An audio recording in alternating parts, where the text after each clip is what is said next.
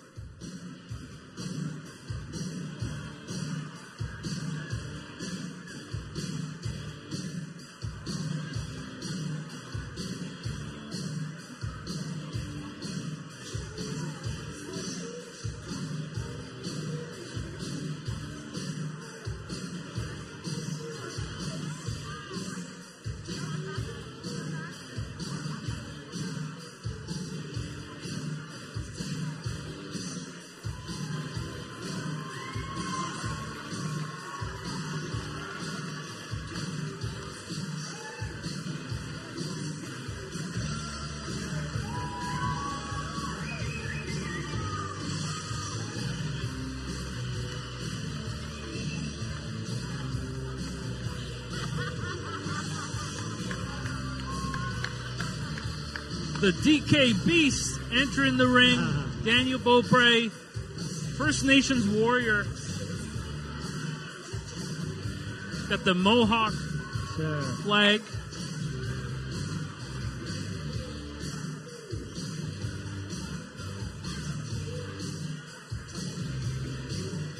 Ladies and gentlemen, are you ready for your co-main event of the evening?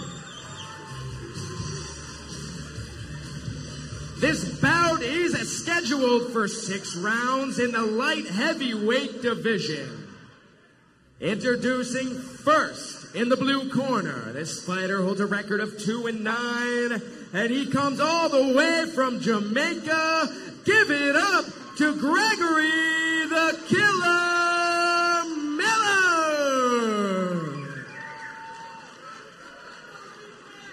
His opponent staring him down in the red corner. This fighter holds a record of 5 wins and 2 losses. He's fighting out of Dartmouth, Nova Scotia. Give it up for Daniel DKBeast Beaupre!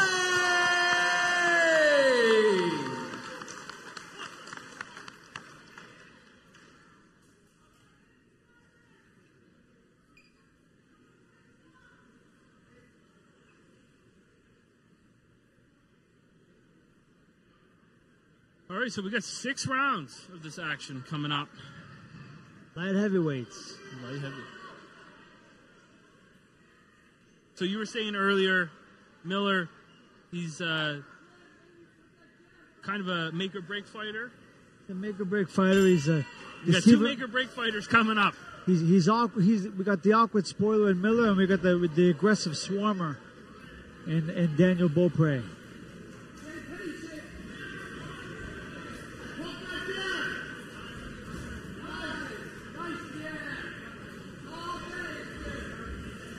Miller's a guy who could have a better record than he has on paper. If he would have had a little more consistency and dedication early in his career, and maybe a better team, better resources, and his career could have gone in a different direction than where it's at today. So again, but the raw ability and tools, then sometimes it doesn't matter.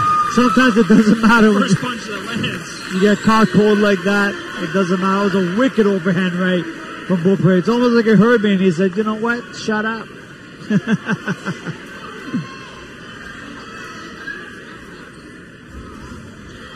A good lead right hand to the belly, too. Looking for a second overhand. He's looking for it. And he's looking to sit him down with that right hand to the belly first and then come over the top.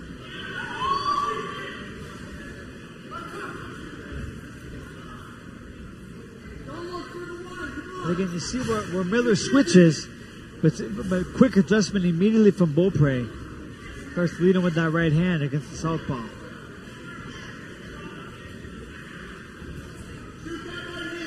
Because right now, Killer Miller's making the mistake. He went southpaw, but he's not really giving himself a big advantage because he's moving to his left, right in front of Daniel's right hand. Looks like he's okay with taking a few punches to get in there. Well, he's a thick, strong guy. And he's got a good, solid base under him, 2 sturdy legs. So he's right now, this is Miller is fighting Daniel's fight so far. Safe to say. Yeah, he's not closing up when he's getting that close. He's just kind of standing there. Needs to put a good, consistent jab on Beaupre, keep him honest, give him something to think about on the way in. But so far, he's not giving Beaupre enough, and Beaupre just got free range to try to let those bombs go.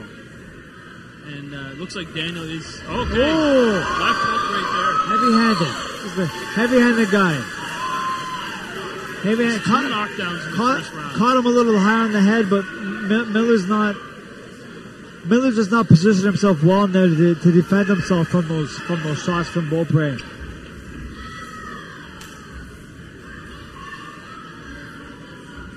And his punches don't seem to have an effect on Beaupre. Again, wicked right hand. He's forcing Miller to punch harder and fight harder than he's accustomed to because he's got to. Wow, what a first round! He's got to keep Beaupre off him. That was a dominant first round by Beaupre. Looks like he's switching up the right hook from the right overhand. He's loading up a lot with the right hand, but in different ways though. He comes underneath, over the top. Sometimes he's straight, then he hooks it.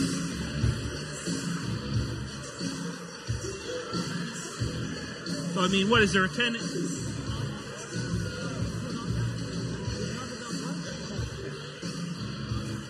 Yeah, so I don't know how that works in the scoring system. If you got 2 knockdowns, does that make it 10-7? 10-7. 10-7? Yeah. Okay. Big hold to climb out of, from especially only got 6 rounds.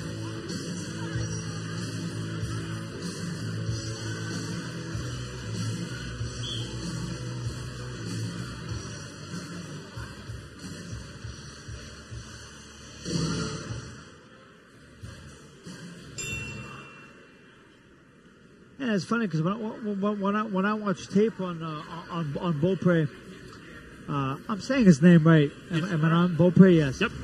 What I saw in his previous fights was a good nasty uppercut inside, but tonight I'm seeing the overhand with that backhand of his. So he's got a one-trick pony in the sense that I've only been seeing him use that one arm, the right hand, but he can throw it in different ways. And an interesting thing about Daniel, we talked about how he was in jail for quite a few years, but he actually had quite the amateur record when he was younger, and then he got back into boxing, and of course he's now like a very athletic boxer. Right. Has loads of power. You see him with the right hand. He's showing that it's got a lot of power there. So he rededicated himself to the sport and trying to make up for some lost time and live up to the potential that life didn't allow him to do earlier in his life. Right there. So good for him. And also another thing I saw, shifty thing he did there on the inside, very good. It's basic, but it's effective. Was Miller was trying to wrap him up and hold him and slow down the pace, and all that Beaupre did was keep his gloves tight, flew to his chest and his cheekbones, gave Miller nothing to grab onto. So Miller had no choice but to back out and get back in the firing range again in exchange. He's not allowing Miller to be that spoiler and clinch him. There he does, but when he keeps those arms tight to him, Miller doesn't have a chance to clinch. Oh, goodness. And it seems to me that that's counted as a knockdown. And you know what? That wasn't even a very hard flush shot, but he may still be feeling the effects from that first round. His legs may not have come all the way back from those previous 2 knockdowns in the first round.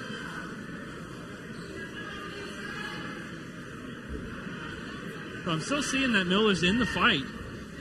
He's been knocked down now 3 times. He's there, but he's getting dominated right now because even when he does, his legs aren't there. His legs are not there. His legs are not there, and it's never a good sign. We're only in the second round, and I'm already seeing a fighter giving up ground like that, losing his balance. It's a sign of weakness to me when you're giving ground like that this early in a fight. You're submitting. It looks like he wants to try to use some more slick stuff, but Beaupre is built thick. He's explosive. You can see the way he's put together. He's got good shoulders and traps on him, strong legs. You can't deal with him in the clinch. He's solid. Yeah, he's a solid wall. He's very physical inside. He's hard to move around. Because Miller's trying to turn into a stinker right now and frustrate him. And another slip right there. He's just getting overpowered, and he does not have his legs under him yet. So, I mean, what happens? You lose your legs like that. Is there any way of recovering in the later rounds? It's possible. It's possible he's got some time, but he's not doing himself any favors by he keeps getting clipped. He keeps getting caught with shots.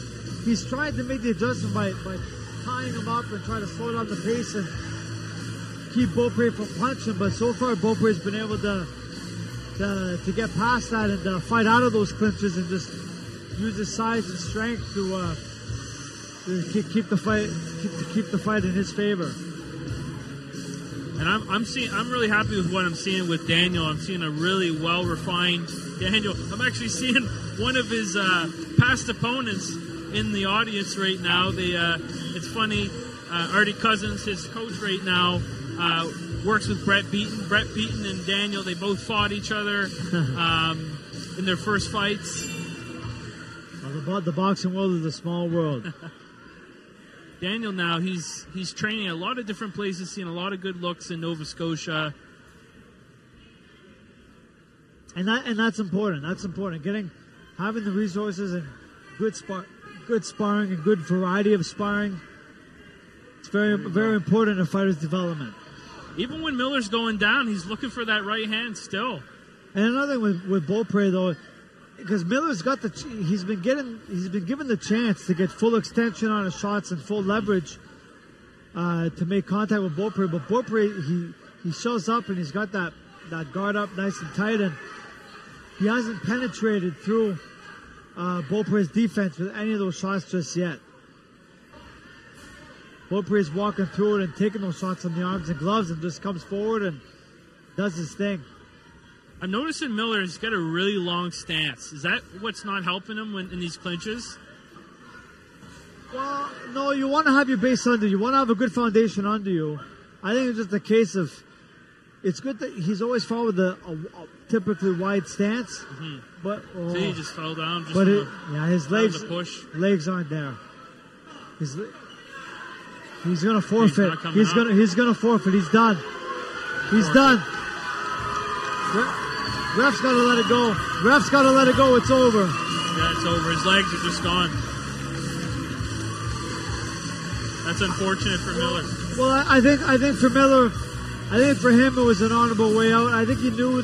He may have felt like he didn't trust in his conditioning or durability to carry him through to go the whole distance. So I think he saved himself from suffering maybe a tough knockout loss and chose to go out on his own terms.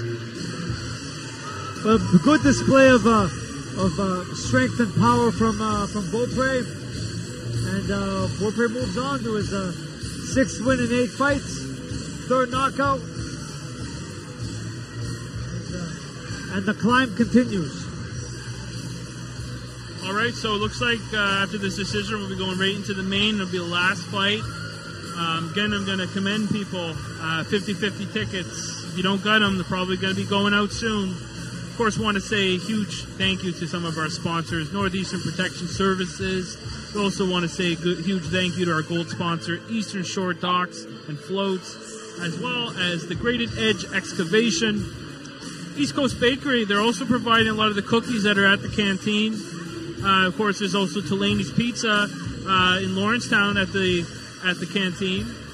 And somebody that's in the audience, Jamie Bellafontaine at JFB Construction, been sponsoring for quite a while. Huge shout out to Jamie. Thanks to all of our sponsors for making this event possible. You're listening to the Eastern Shore, or the Eastern Promises, and we got Joey Lavalette with the decision.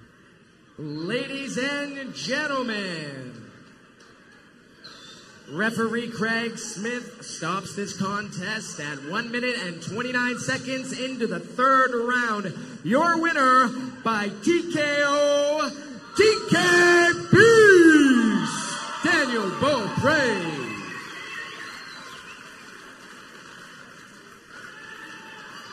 If you guys haven't been following DKBeast, it's time to give that follow. Ladies and gentlemen, get some drinks, get some snacks. I like what I saw. We're going to have a 10-minute intermission before your main event of the evening.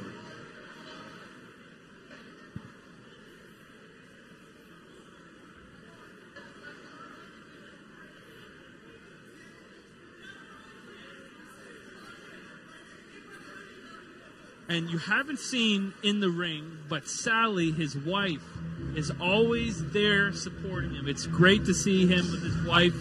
She's always got the phone out no matter what fight Daniel has, and I can't help but support her. She's getting in the ring right now to get in the picture with her husband. Hey, listen, behind every Always by the side. Behind every good man is a great woman. It could be maybe the single most important decision you make in your life as a man is who you choose to spend your life with. A lot of people don't know this, but Daniel speaks French. He's fluent in French. Oh, man, I don't know how many people he wants to tell that to. No, he's a great guy. I got to interview him quite a few times. I'm so happy for him. He's showing a lot of refinements. His physique is... He's muscular. He's really well built for this weight division. He's put together. He's strong. He's sturdy. He's a solid boy.